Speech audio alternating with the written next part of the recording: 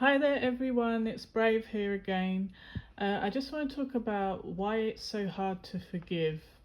And for any of you who have been betrayed by people you trusted and you gave them multiple chances and they still betrayed you again, you will understand why it's so hard to forgive. And what I've been doing lately is, analyzing why is it so hard to forgive? Is it because we feel you shouldn't reward bad behavior, and by forgiving them, aren't you saying, yeah, it's fine, you betrayed me, it's fine, don't worry about it, because you said you pretended to be sorry, I'll give you another chance, but then you betrayed me again, and then you pretended to be sorry again, and then I gave you another chance because I loved you, or you're part of my family, or there's sometimes it's because we're so close to certain people. That's why we you know, don't want to lose them, even when they clearly see we've got a soft spot for them. They clearly see we, are afraid to lose them. So, I mean, me personally, I've had a huge amount of betrayal in my life from family, romantic partners, friends, even work colleagues. It's as if that's been the theme of my life, which is weird. I'm laughing just because it's so, when I think about it, it's like, in England, we'll say, I'll cry if I don't laugh, kind of thing, meaning like something so terrible, you almost have to not laugh because it's funny, but laugh like, oh my God, can you believe this crap? I can't believe it. So when I make that laughing sound, I'm not laughing at a bad situation. It's just the way we talk where I'm from. It's the way we sound. Anyway, but yeah. So when I was younger, a particular situation happened between me and my narcissistic mother. So she's diagnosed with sadistic, malignant, narcissistic personality disorder, and my dad has the same thing. But he abandoned the family and would only come in and out, say every 5 years, and just cause violence, attack me, and then leave. So there was one particular time when I was about 10, and my psycho father just showed up out of the blue, and I wondered where he'd been, for 5 years. The last time I saw him, I was 5, and I don't remember him being violent to me back then. I just remember him being absent and ignoring me and making me feel confused, like I wasn't his child, because I mean, what's weird is that even if a child is not your biological child, you would be nice to an innocent 5-year-old, you smile at them, buy them sweets, ask them if they're all right. But he just completely ignored me, which was weird, and that's what his mother and father did as well. Well, his stepfather, who he thought was his dad, but really his mum had an affair with someone else. That's another story. But yeah, it was weird that so basically from like a baby till 5, I was completely ignored by my dad's family. Just shown I didn't mean anything to them. Always spoke. They would always lie and make up weird stories about my mum. Now, even though I don't go on with my mum, but I remember they were pretty nasty and narcissistic, and they would always make up weird lies about her that wasn't true. And I'm not sticking up for her, I'm just saying that's what happened. So people would always bring these things back to my mum, say, oh, they're saying this about you now, they're saying that about you now. So my mum would go down there and argue with them. So I remember seeing her arguing with them, trying to, like she'd argue, then she'd try and placate them, like try and make them like her. Then she'd argue because they didn't like her. Then they didn't like me because they didn't like her. And so it was very hard and confusing because you're just a kid, you're just being dragged pillar to post. You don't have any control where you're being taken, what you're being exposed to. So then I have no idea what else was being said or done between my mum and dad when I wasn't around, because I'm just a little kid. But out of nowhere, my dad shows up when I'm 10 and I haven't seen him for 5 years.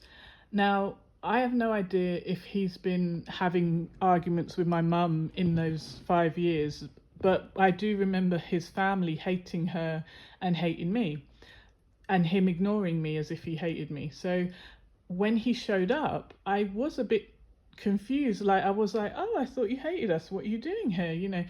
But then being just a sweet, innocent child, I was happy in one sense that, oh, my dad, the person who I know to be my dad, is here. I haven't seen him for so long. I'm happy. But at the same time, I'm wary, like, well, why has he not been here this whole time? You know, so I remember just like thinking at school when he wasn't around, thinking, look at all these parents looking after their kids, even if they're from poor backgrounds. You know, look how the dads are there for their kids, the mums are there for their kids. They're not perfect, but at least they show they love their kids. And so for me, it did hurt me that he wasn't there, you know. And I knew his family hated me for no reason, and I didn't know why.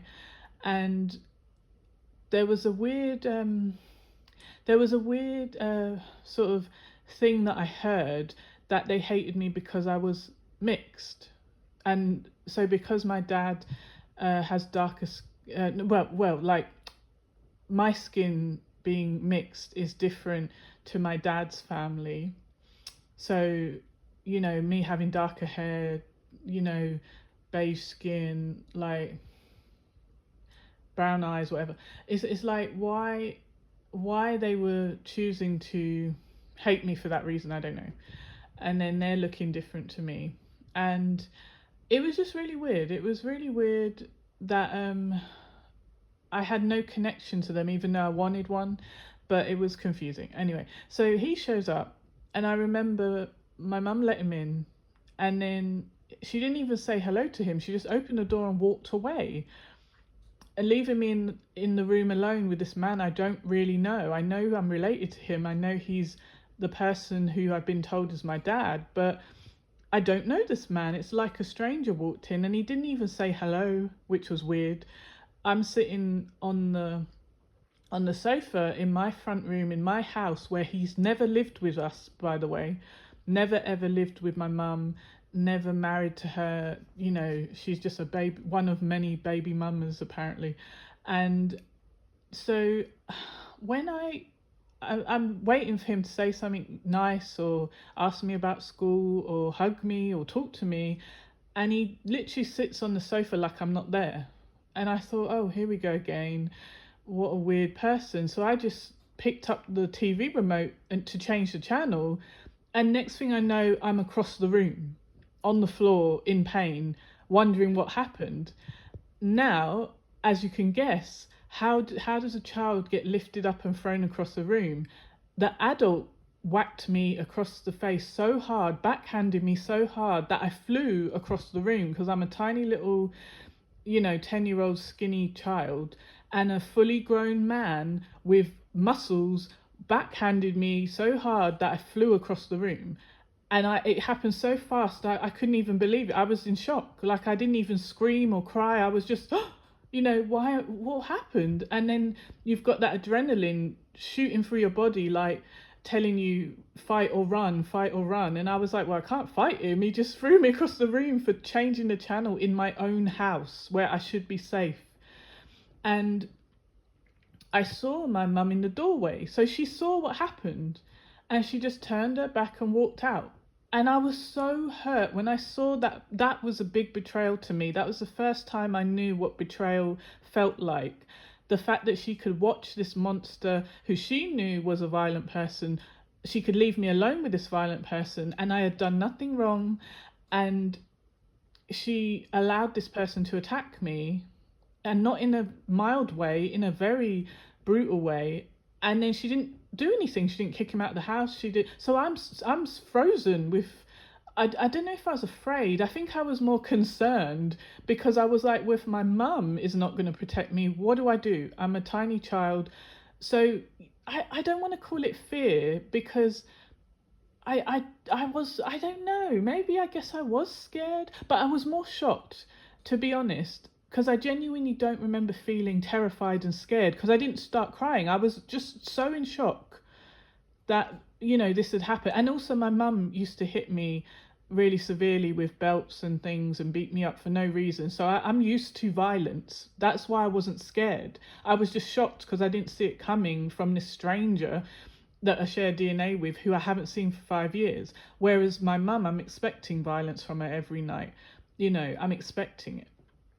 So it was really strange. Like, I was like, what did I do? All I did was change the channel. Then I sort of just kept staring at him in shock. And then he's just staring forward, and then he realizes I'm not moving, I'm just staring at him, kind of angry but knowing I can't do anything, and being kind of concerned to move in case he attacks me again. So literally just staying still like a statue and staring at him, watching his hands, thinking if he comes for me again, I'm gonna have to run, but I don't want to move until I know, is he going to leave? What's happening? Like, so my brain is trying to work out, what do I do? What do I do? Because when my mum would attack me, I was used to it. It was kind of a pattern. I knew what to expect. But this person, I'd never been attacked by them before. I wasn't sure what would trigger him, because why would me changing the channel in my own house where he doesn't live trigger him to attack me so violently? So you could see these two nutcases had a severe mental issue, which was the sadistic, malignant, narcissistic personality disorder, which allowed them to feel pleasure by bullying and attacking vulnerable people. So when I'm staring at him, and then he turns and looks at me with no feeling, like a blank stare on his face, and just says, "Oh, you have to ask before you change the channel. You're a child." And I was like, what the F? Like, how dare you come into my home and tell me anything, you psychopath? Like, I was so shocked. That was the reason he violently attacked me, could have killed me, because what if I'd hit my temple, hit my head on a coffee table or the brick wall or something? Like, what kind of sick person does that? And then I thought, wow, that's the reason you threw me across the room, because I was just in my house where you don't live, where we didn't know you were coming.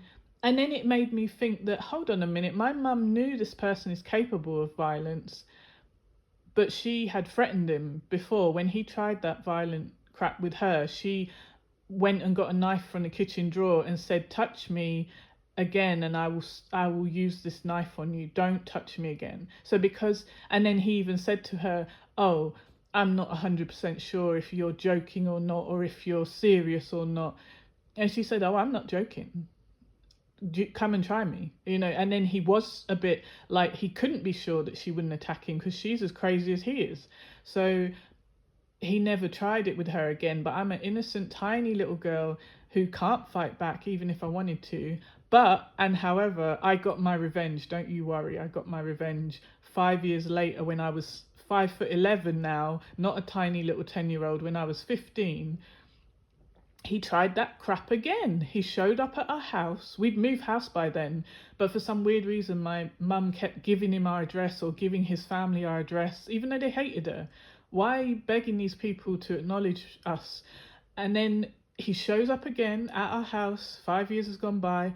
And then apparently the school I was at, the high school, had told him I was fighting every day. And this because I'm fighting off bullies, racists, bad people, fighting them off because I don't take crap from anyone. Even though I couldn't fight my mum, I couldn't hit my mum, I couldn't attack this horrible person who I share DNA with, called a dad, even though he's not a dad, he hasn't been there. And then the school, for some bizarre reason, kept telling my mum, for some bizarre reason, they called my dad instead of my mum. So they told my mum before, she's fighting every day. And then my mum said, yeah, I told her to fight. I said, if anyone's racist to you, you fight them. You punch them in the mouth. If they hit you, you hit them back harder. Do not take shit from anyone. So that was the only good bit of advice my mum ever gave me, was if someone hits you, if someone's racist to you, you don't allow them to get away with it. You make them regret it. You make them think twice before they attack anyone else. Because if you let them get away with it, they'll see that you accepted it, and they'll assume everyone will accept the racism or the abuse or the beatings or whatever. So obviously I couldn't, even though my mum was attacking me and beating me up every night, I couldn't do anything about that. But all that rage and anger that I had, that I couldn't give back to her, because I felt like, oh, I'd be a terrible person if I hit my mum, even though my mum's a terrible person for abusing me. But because I'm a good person, not because she didn't deserve a punch in the face. But then, so I, would fight back at school because I know I can. And so I was like a little Mike Tyson, and I never bullied anyone. But if you touch me in anger or violence, I will give you what for. Like, I'll make you regret it. So anyway, so the school saw that my mum weren't on their side, and they didn't like it because I stood up for myself verbally and physically. When the teachers were even bullies, I complained about them, or if they were showing racism, discrimination, whatever. And I always pointed out anyone's abuse, whether it's teachers or whatever. And when I was at school, teachers couldn't hit you or touch you. If they did, you could have them arrested. So when this teacher, who clearly hated me for sticking up for myself and calling out her bullshit, she was annoyed that my mum did not take her side against her own kid. Because it's funny though, because I thought my mum would take their side, because my mum she was mistreating me, so she wasn't on my side clearly. But for some weird reason, she appeared to be defending me, which felt good at the time, because I thought, oh, does my mum really love me? She's defending me against this teacher. But yet at the same time, in private, she would mistreat me and abuse me violently. So it was very confusing growing up with narcissistic parents, because on the outside they act like the perfect parent to the world, but on inside the home they are not. They're a monster. So this teacher, she was really rude and nasty. She used to try and scream in your face like 2 inches from your nose with a smelly breath. And I wasn't afraid of her. I wouldn't flinch. I just would wave my hand in front of my face and go, "Ooh, someone's breath stinks." And that would drive her crazy because she couldn't hit me. And her breath did stink. So she never screamed in my face and after saying her breath stinks. Because I'd say, listen, if you're going to scream this close to my face, at least suck a mint, lady. Like, you stink. Like, no more cigarettes and coffee. You really smell bad, gingivitis. So she couldn't stand me because I just wasn't afraid of them. And so when she looked through my file and saw that my next of kin, apart from my mum, was my dad, even though my dad had never been in our life, but for some weird reason, my mum had put a contact number for him. And then she went and called him. And he decided to call my mum, and we didn't answer because we were out. And then when we came home, we have a message in the answer voicemail thing saying, I'm gonna kill you, I'm gonna strangle you, all sorts of crazy, like a serial killer. And I was like, who's that? And she was like, oh, it's your dad. Why is he saying all that? And I said, well, he claims he's coming here. You're not going to let him in, are you? And then she didn't say anything. She didn't say yes or no. And then I'm thinking, what? She better not let him in.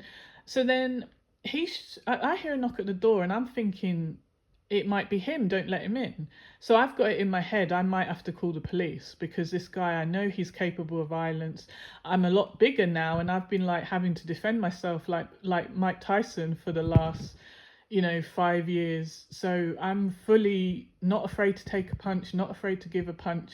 This man does not feel like family. He's a total stranger. He's just someone who I know is apparently my sperm donor, my DNA dad, but he's never been there as a dad. He's an attacker as far as I'm concerned. So I'm mesmerized and shocked to see my mum opening the door to this attacker again, like she did before when she betrayed me and opened the door and left me alone with my attacker and didn't do anything after he attacked me. So this time I'm ready. I know he's going to attack me. He said he's going to attack me. He says he's going to kill me, apparently, and strangle me. So I thought, well, you're not getting that close to me to touch me. So I now have not panic, but anger boiling up. The adrenaline is running through my body because I know I have to be ready to fight. I have to be ready to fight. So I'm ready. The adrenaline's giving me, like, I'm shaking with adrenaline. I'm so, like, I just know something bad's going to happen. So he comes in and she walks off again. She just opens the door, lets him in, shuts the door and walks off. Don't say anything, just like last time. I couldn't believe what I was seeing. But the difference is I'm not a tiny little 10-year-old. I've been having to punch bullies bigger than me, males, females, black, white, whoever they were. I've won every fight. No fight had not been won by me. If you bothered me, I make you regret it, you know. So, but like I said, I did it to protect myself and others. I was protecting other kids from bullies. I was never the bully, always the protector, right? So then I think, okay, I'm rattling with rage. I'm rattling with aggression because I know he's going to hit me. It's not a matter of if, it's a matter of when. She has left me alone with my attacker again. I know I can't rely on her. I have a disabled brother. He's not going to be able to help me, even if he wanted to. And so I know I'm on my own. So I go into the kitchen because I know if I need weapons, there's a load of weapons here. I'm going down fighting. If you're going to kill me, then I'm going to defend myself. And if we both die tonight, oh well. You know, because in my mind, I'm not going to let you touch me again in that violent way for no reason. So I go into the kitchen and I sit on one of these bar stools we had. We had like a breakfast counter with these tall bar stools. So I put the breakfast counter chair, the bar stool thing, in front of the cooker. And the cooker has pots on it, big, heavy steel cast iron pots and, you know, stuff that I can grab if I need to hit, you know, him, because I genuinely know he's going to hurt me and I'm not going to tolerate it this time. And so I'm, you know, making sure I can access everything. And so I pretend like I'm not even noticing him. I have like a Game Boy thing or whatever you call them, those little, like a little handheld game thing. I forgot what you call them. And then I think it was like a Nintendo thing, Nintendo Switch, I don't know, I don't remember. And then when he stands there and he's staring at me, so I just ignore him, I don't look at him. I'm just waiting, you know, I'm watching him out of the corner of, you know, the peripheral, the side vision. I'm watching him, watching for the fast movement, the fast hands grabbing towards me. I'm watching. Then I see him move really quick towards me, grab the game thing out of my hand. And then I, without even thinking, my brain just swore at him. I just said, "Don't effing touch me," or something like that. And then he whacked me across the face, like he slapped me across the face. And within half a second, I punched him so hard in the face that even he was astonished. You should have saw the look on his face. And I'm only laughing because it felt so good to punch my abuser. I don't care if we share DNA. DNA doesn't give you the right to abuse me. You know, and my mum is lucky she didn't get punched in the face because she was such an abusing, nasty, evil witch. You know, the only reason I didn't hit her is because I'm a good person and I don't want to attack anyone. But you know, she deserved a few hits in the face. But anyway, and then when I so then he wore glasses, right? See how my hand started to shake just then with anger, remembering the moment, because it was like, it was good to punch him, but it upset me that it reminded me that I have terrible parents. It reminded me, you know, just for a second, my hand shook with rage, like as I'm talking. Yeah, but anyway, so then I remember just feeling like, oh shit, he's gonna kill me, get ready, you know, because I didn't even feel when he hit me. All I knew was my head moved, you know, so I was like, and then within 2 seconds, like, well, more like, it felt like half a second, I did it so quick, like my right hook, my right fist punched him square in the face. And the only reason I knew I punched him, because it was so fast, it was like his glasses were sort of coming off. And I'm not laughing because it's funny, it's just, I don't know why I'm laughing, but it's just part of the way I talk. So yeah, I'm not laughing at people being abused, or, you know, because I'm the victim. So yeah, I'm not laughing at my abuse, but it's just, you know, it's like that scene in, was it Terminator 2, when the guard tries to punch Arnie in the face and his sunglasses are all broken. And so anyway, when I laugh, it's like my brain trying to not let me connect too much with the anger, because I don't want to feel angry anymore. I want to tell the story without getting triggered too deeply. Right, so anyway, so yeah, so then I saw him go to lift his hand to hit me again, but it felt like slow motion. I think I punched him again because I knew or I went to punch him again. So I drew my fist up, and then he grabbed my wrist. So he grabbed the right wrist, and then I drew my left fist up and he grabbed that. So now he's got both my wrists, and I'm struggling. And then I'm like, oh my God, he's got my wrist. So I start kicking immediately, and my legs were really strong because I used to run track and I used to do a lot of sports and netball and basketball and lots of stuff. Hurdles. I had really strong legs, so I start kicking, and he's probably thinking, oh no, I can't hold her legs and they're the stronger bit. So then I'm kicking and kicking and kicking, and then the chair behind me is banging against the cooker, the bar stool, because now I'm standing up in front of the bar stool, but he's shoving me towards the bar stool, which is now banging onto the cooker. So my mum rushes in. And at no point had I screamed. It was all happening so fast, and your brain is trying to focus on survival. I didn't even scream. Like, it's so weird. I often wonder, why didn't I scream? Why didn't I say, Mum, help, call the police? I don't know why. Anyway, so then I remember when she came in, and then she goes, like, oh my God, what's going on? Let go of her. And then he wouldn't let go of me. He just stopped. I stopped kicking, and he stopped moving, but he started squeezing my wrists really tight to let me know, I want to break your wrists. Like, it was really hurting me, but I just stared him in the face and was like, I'm not going to let you know you're hurting me. You know that you're hurting me, but I don't care. I'm not going to let you know. I won't show that I'm in pain right now. And then my mum was like, let go of her, and he wouldn't let go of me. So she went and grabbed one of these big, heavy, what we call a Dutch pot, which is I forgot what it's made of, but it's a big, heavy, I guess like a steel stew pot. And so she picked it up and said, if you don't let go of her, I'm going to smash you on the back of the head. And you know how heavy this Dutch pot is. And so obviously he realized that, oh, he's not going to be able to grab my mum before she hits him if he doesn't let go of me. So then he lets go of me. And then he turns around and he walks into our TV room and sits down. But you can see he's rattling with rage. He's thinking, I want to kill these people. But then at the same time, it's like he's not sure what he can do. You know what I mean? So he literally sits in our TV room and just sits there like a statue. It's so weird.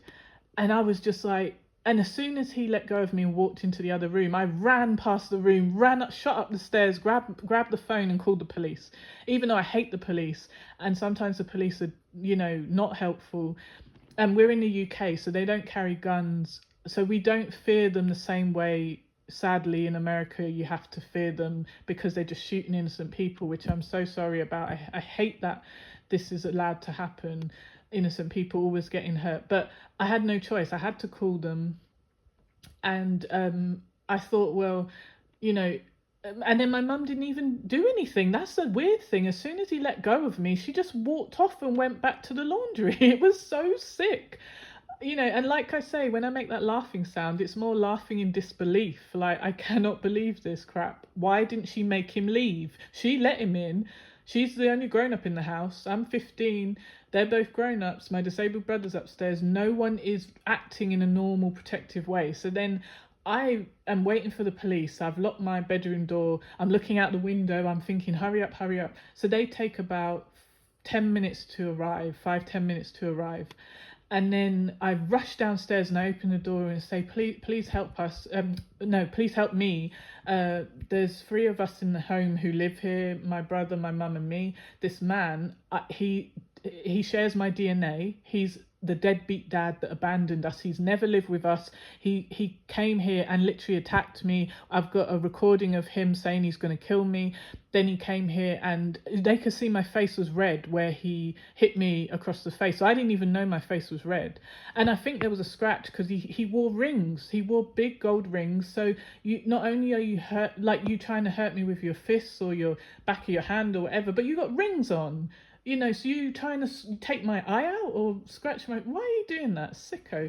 So then they said, where is he? I said, he's in that room. They go in, they say, sir, can you come outside? We need to speak to you. He won't move. He won't speak. He won't look at them.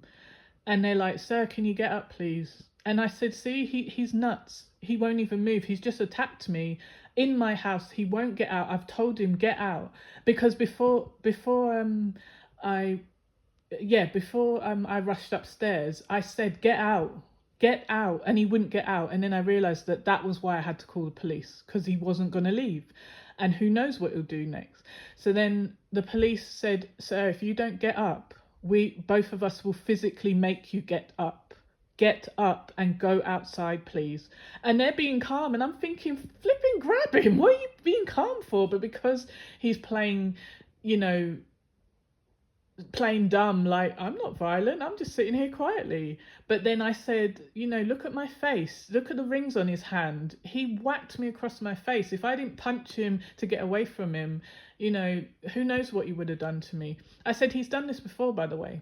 He's a violent person with a violent history. Don't be fooled that I said he would attack the both of you. Like, don't be fooled. So then they tell him, we're giving you one last warning, which I was like, you are so weak. You should have picked him up as soon as he came in and dragged him outside.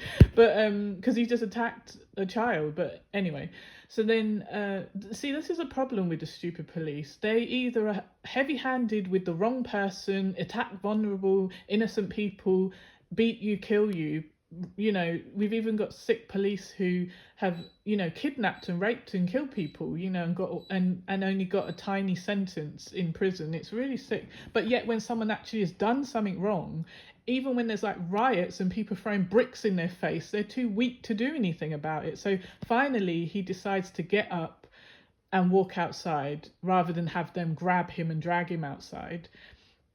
And then I one of them, I think I can't remember if they both went outside with him first and spoke to him.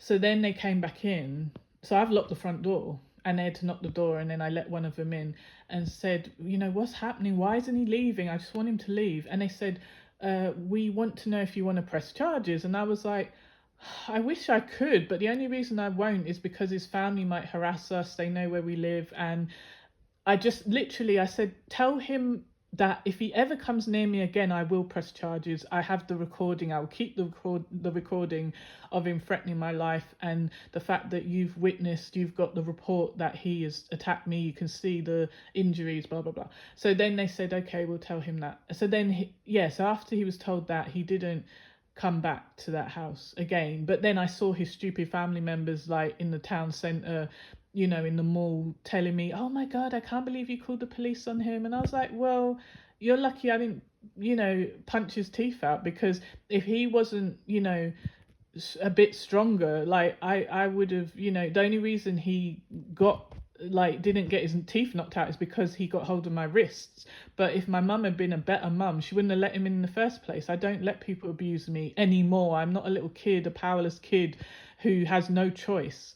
Because that's the sad thing. As a kid, you're powerless, and what's your only option? To run away and then end up in care where you're abused even in a worse way, or go out on the street and be homeless, and God knows what will happen to you. It was like, I guess they were thinking, oh, better the devil or stay in the the lesser of two evils. But no, why don't you just stop abusing your kids violently? Leave your kids alone, raise them. You obviously weren't raised right, that you become a narcissist.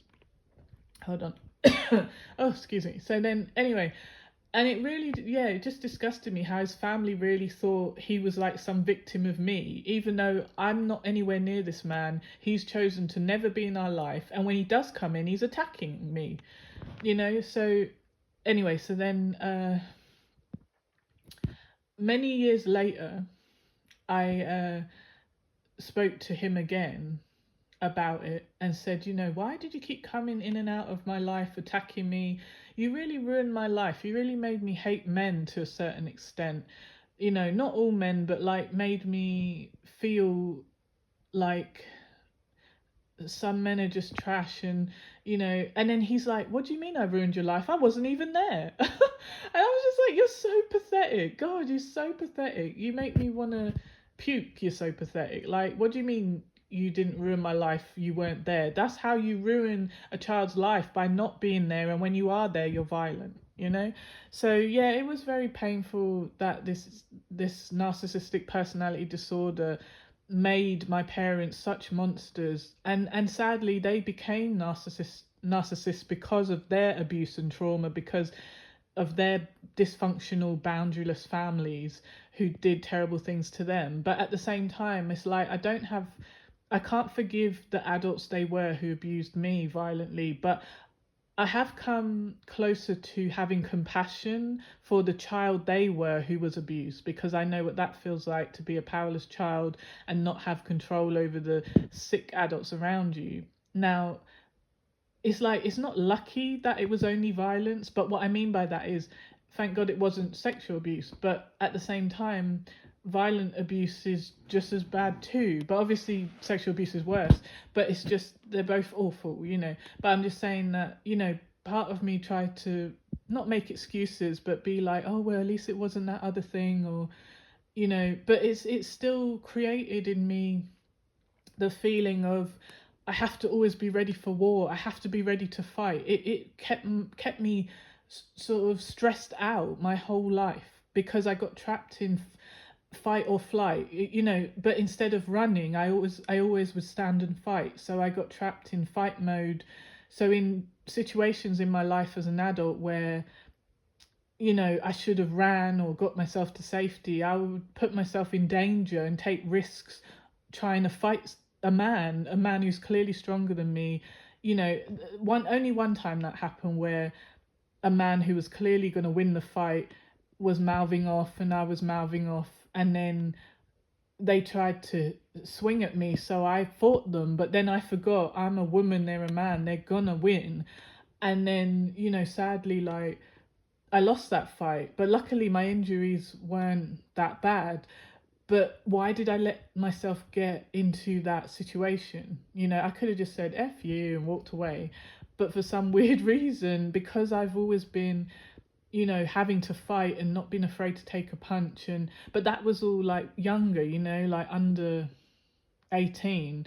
But then from 18 onwards, I had to be more careful about what I was letting my anger push me to do, because then you know, after that particular incident when I was about 17 or 18, and then this person literally, you know, got the best of me and literally was trying to smash my head into the sidewalk. And then I feel like, you know, my guardian angel was protecting me, because the way people described that he was dragging me up and down the street, I should have had loads of injuries, and I didn't. I had a tiny little scratch on my scalp, and that was it. And then I was like, how am I not bashed up? How am I not, you know, bruised up? And I really feel like I was being protected, you know, even though I put myself in a bad situation. But there's no way, the amount of stuff they said he was doing to me, like he was kicking me while I was down, and I do have like a little bit of nerve damage in my leg, but it's like the way this big heavy guy was kicking a teenage girl just because she swore back at him when he swore at her, and then he swung at me first, which is weird. Why, what kind of violent people are these? But it was like, you just knew that I was protected, because if I wasn't, I should have been in the hospital, you know. And even though an ambulance was called, they were like, wow, you barely got a scratch on you, like you got this tiny little scratch and you got a bruise on your leg, but like, wow, you're lucky, don't let yourself get back in that situation again, you know. And it went to court and he was punished, but it's just absurd. It's just weird how males are so violent towards females who are much weaker than them physically, you know. And that's what's upsetting for me, when people are like, oh, just forgive. No, I won't forgive. Why am I forgiving these scumbag people, these men who want to put their hands on children? So you're fighting children now? What, you're going to punch the baby in the face for crying? What's wrong with you? Why do I have to forgive? You know, and people say, oh, but isn't it harder living with the rage? No, not really, because part of me feels like the rage kept me safe. The rage kept me going. I know that sounds crazy, but like, to me, the rage protected me because it made me remember I must not let anyone mistreat me like this again. And the sad thing is, there were times when I did forgive and try and give people chances. I'm talking about not forgiving now. Now that I'm older, I've come to the conclusion that forgiving is just not something I'm willing to do anymore. Giving second chances is not something I'm willing to do anymore. I tried that. I tried like I said, I can have compassion for someone who they as a child were abused and it might have added to why they became a messed up adult. But I'm not going to give excuses to effed up adults for abusing people and say, oh, well, it's, they were treated bad. So that's the reason. Yes, it's a reason, but it's not right. They should be, if they were good people, they would understand that it ends with them. Just like with me, I was abused badly, violently, but I'm not going to go around and bully anyone. Never. So I know it ends with me. If I had kids, or if I was a foster carer, or if I adopted someone, or was a guardian or a caregiver to anyone, child or adult, I'm not gonna hurt you. I'm gonna protect you because that's who I am, and I'm not gonna let anyone hurt you. So I just, it really annoys me when some people just like make out like you're bad if you don't want to forgive, like you're not, like your heart's not full of love or something. And it's like, no, my heart was so full of love. That's why so many people got to abuse me. That's why so many people got second chances and stabbed me in the back again. Like, it is very hard to to show kindness to people don't deserve it, who wished you the worst. And hold on, I got my little notes here. 1 second.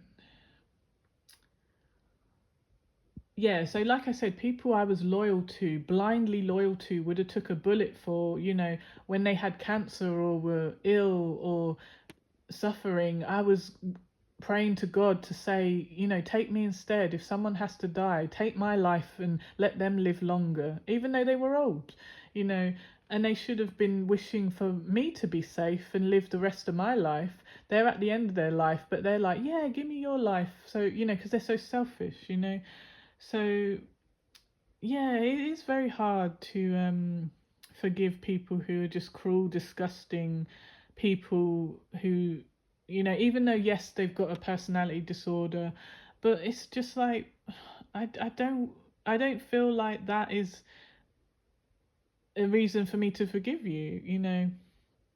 People say, oh, forgiving frees you from the pain of the past. No, it doesn't. It doesn't for me, at least. I mean, I don't feel that at this present moment that I can forgive my mum, that thing called my dad. Like, I don't feel I can forgive them because this is not even just in the past. My mum has done things up until 2 years ago, or a year ago. She abused me and let me down for the 100th million time, stabbed me in the back, and then had the cheek to expect me to still want to be there for her.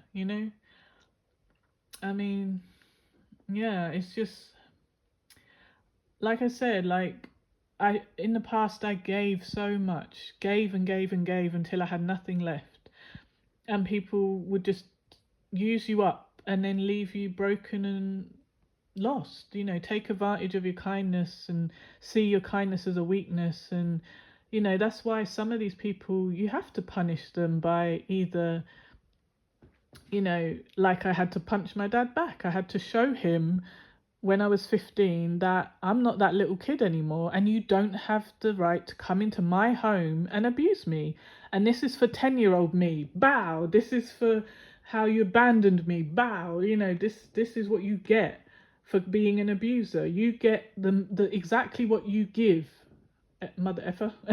Anyway, but yeah, so sometimes you have to punish them back, whether that mean giving them what they gave you, or making them regret it by verbally telling them exactly what you feel about them in a not so nice way. And like I said, when I make that laughing sound, I'm not laughing. It's just the way my voice, I'm in London, this is how most people here talk. Yeah. So, but it's like, in my opinion, if anyone disrespects you, abuses you, you should. It's your duty to make them regret it. In my mind, you should get revenge on them, and you should. It's righteous vengeance, in my opinion. And some people won't agree with that. Some people will say, no, no, you're just keeping the hate going around. But it's an eye for an eye. If you rip my eye out, do I have to say, yeah, it's all right, I got another eye? Then you rip the other eye out. Oh, it's okay. I get a guide dog. Then you stab and kill my guide dog. How many things do I have to bloody forgive? How many things do I have to turn the other cheek? At some point, I don't want it to get to the point where you've taken all my eyes and my guide dog. I have to stop you. Obviously now this is in with hindsight I can stop you, but when I was younger and just giving chances and having that wishful thinking and rose tinted glasses, thinking that no, everything will be fine, let's all forget it and forgive and forget and pretend it didn't happen and move forward and be happy. I've tried all that. It's not that I never tried.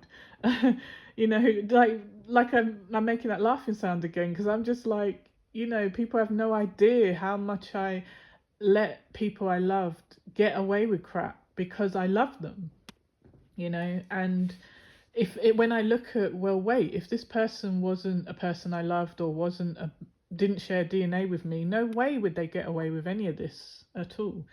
So yeah, I think, sometimes people deserve revenge. And, there's been times when I took revenge and I knew I was going to get bad karma. I already accepted that at the beginning. I said, God, I know what I'm about to do seems out of order, but look what they did to me. And I know that two wrongs don't make a right, but I'm not willing to let this go. And I have to take revenge. I have to get them back. I have to. I can't sleep right, knowing these people have got away, like for instance, I was a victim of being AR'd by someone I knew, someone I trusted, someone I was in a relationship with, and when I tried to leave them to punish me for my strength and sticking up to them, they did that to me to break my spirit. And yeah, it nearly did break my spirit. I was really messed up for a long while after, and thank God I'm not in that headspace anymore. And I don't let this horrible thing, yes, I wish it never happened, but I don't let it define me or degrade me or make me feel worthless. It was done to me. I didn't deserve it. I didn't do anything to incur it, but that person, yes, they got punished by me and by, man's law, but at the same time, there's no way that I could have let this person be walking around my town telling everyone fake lies about me, and after they've AR'd me and committed a crime against me, a disgusting, violating crime, how am I going to be just sitting here? How am I going to sleep at night knowing this person is out there, could do it to someone else, could attack someone else in this violating way? And I had to get my revenge on this person and also let the whole world know this person is a dangerous criminal, and so not only did I make sure the law of the land caught up with him, but before I did that, I made sure my vengeance got to him first. And I spoke to other victims of abuse and stuff like that and said, do you think you would you want to get revenge on the person who did that to you? And they were like, hell yeah, I wish I could. I can't, and it bothers me. And that person went on to do more things to other people and ruin their lives too, and I wish I could have got revenge on them. So it's like, so I'm not encouraging revenge. I'm not telling people what to do. You have to do whatever you feel is best for you at the time. Some people, if they feel like they just want to be able to move past it, heal themselves and move forward, that's up to them. And I'm not judging you or criticizing you or calling you weak. I'm just saying, for me, I felt weak if I didn't take revenge on this terrible person for what they did to me. Because I couldn't do to them what they'd done to me. So I needed them to feel some kind of pain and some kind of fear the way they made me feel. But obviously, it could never equal what they did. And I'm not a monster like them. So I can never do what they did, and I wouldn't want to. But it's just, the person's still living and breathing, you know, it's not that kind of revenge like, oh, I'm taking you out of here. But at the same time, in my opinion, I just, I couldn't allow this person to go unpunished, because there was many people who were sticking up for the monster, saying, oh, but he's my friend, oh, I've known him for years, it must have been a terrible mistake, yeah, he told me he did that to you, but the circumstances aren't like what you're saying, it's not like he dragged you into an alley and held a knife to your throat. I'm like, what are you talking about? Like, so if he did that to your daughter, would it be okay? Oh no, hell no. So why is it okay? I'm someone's daughter. I'm a human being. Why am I allowed to be abused in this terrible way, but everyone else should be protected, just not me? It was ridiculous, some of the things people were saying. It's so sick how people can go along with evil or turn a blind eye to evil and just not care because, oh, I like going out for a drink with him, or I like hanging out with him, he's funny, or, oh, but would you leave your daughter around him now you know what he's capable of? Oh, hell no. They're aware of people's, levels of evil, but they're willing to overlook it. It's disgusting. But yeah, so anyway, but yeah, like I said, it's a debate that many people have different opinions on. Some will say you got to forgive, not for the other person, not to let them off, not to give them a pass or say that what they did is okay. People will say forgive for yourself because it frees you, but I'm just not there yet. I don't feel free in forgiving anyone who's wronged me, and I had tried. Like I said in the past, I've tried to come to that conclusion, and I've wrote a letter to people, family or friends who've betrayed me severely and said, okay, I forgive you, let's put it behind us. And they laugh at the thought of you trying to forgive them because they don't think they did anything wrong. They're so narcissistic and strange that when you're trying to make things normal and better, they're like, I weren't even thinking about that. Oh, you were so hurt by that? Oh, I wasn't even thinking about it. I can't even remember doing that to you. Whereas it's on you for years and years, the pain of what they did to you, then they laugh about it like, I didn't even remember I did that to you. Move on, get over it. And then why would I feel okay forgiving that scumbag who don't even care? Even if you didn't remember, say if you genuinely didn't remember, but I'm telling you something and you're trying to make out like I'm the liar. Well, why am I going to make up something so horrible? Why would I waste my time talking about making up crap? What benefit? How do I benefit from this? It's not like I'm trying to blackmail you and say, oh, you did this to me, I'm going to tell everyone if you don't give me money. It's crazy. So yeah, for me, it's one of those things that, let God forgive them, let God deal with them, let karma deal with them. When we go to the other side, they will be made to feel all the pain they caused you, all the hurt, and it will be so overwhelming and crushing that they will be, punishing themselves for eternity. So, and then we'll be free and in the light with love and peace and happiness. We won't have to even feel that hate and inability to forgive anymore. So that's it for now. But if anyone likes anything they've heard on my channel, please like, share, subscribe. And I wish everyone love and protection, and God bless everyone, and have a great day or night wherever you are in the world. And like I said, I'm not encouraging anyone to take revenge or not forgive. I'm just talking about my own personal experiences. And if anyone can relate, I'm sorry for your pain.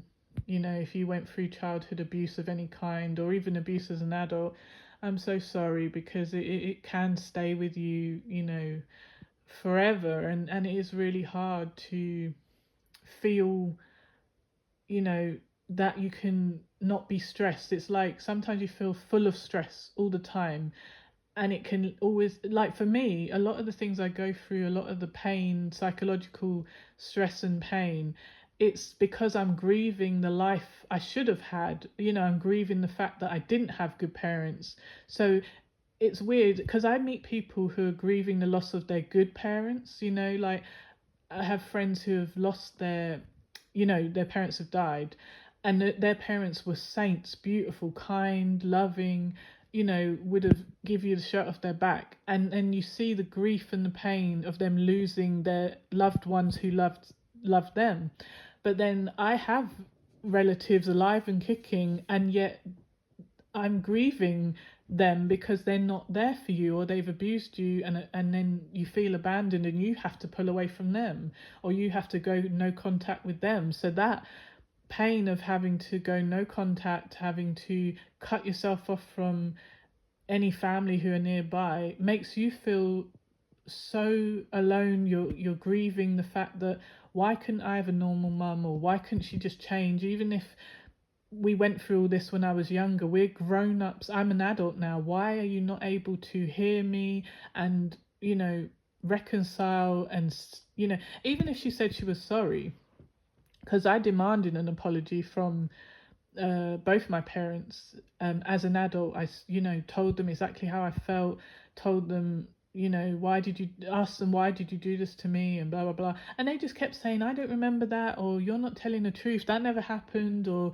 oh, why don't you just get over it, all sorts of ridiculous things. And then I was going ballistic and screaming at them, and until I made her cry, like, and I'm not saying I like wanted to make my mum cry, but I just had to keep repeating all the things she did to me, and then she felt ashamed, so she's not crying for me.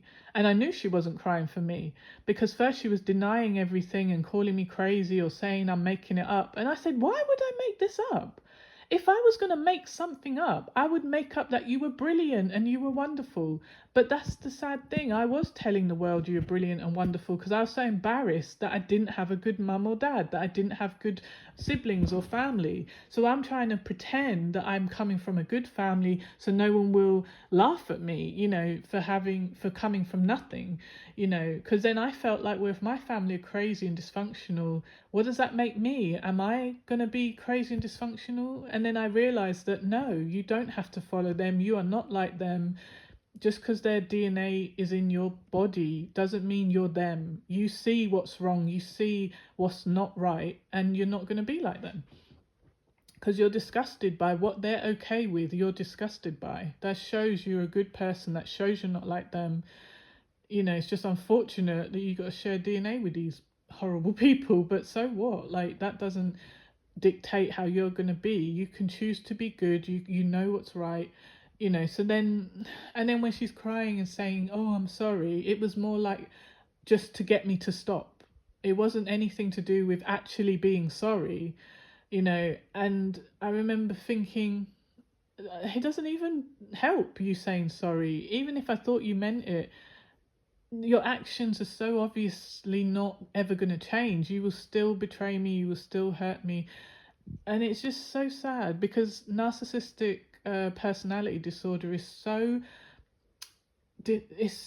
destroying of anything good. You cannot have a normal relationship with a narcissist. They will destroy everything good about you, because they cannot connect to positive emotions. So when you say, hey, I got married, hey, I passed, a test, or my driving test, or I got my degree, or something good's happening for me, or I'm pregnant, I'm going to have a child, they are not happy for you. And even if they pretend to be happy for you, it's fake. They will be wishing the worst on you, and you will see a smirk on their face when something bad happens to you and you go to them and say, oh, I lost my job, my car crashed, I gotta write it off, or I haven't got my rent, I'm gonna be kicked out. There will be a slight smirk on their face, like, oh well, that's life, but really they're so glad that you're suffering. It's sick. So yeah, anyway, like I said, that's all for now. And I hope everyone has a great night or evening or day, wherever you are in the world. So, God bless everyone. Bye for now.